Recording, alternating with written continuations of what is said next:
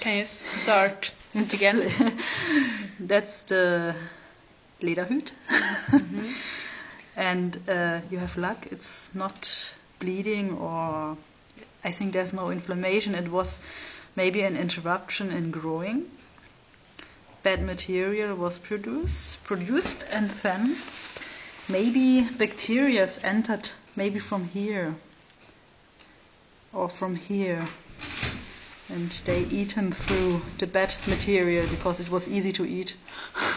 It was easier to eat as the good material, yes. And important is now to cut the hole in a flat angle.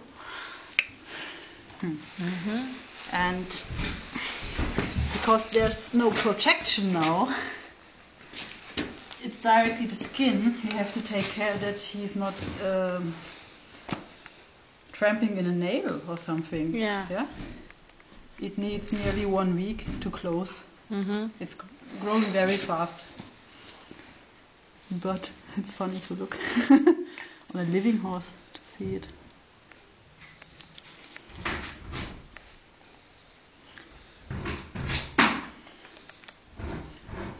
It's not making pain, he feels more now, and it feels funny for him.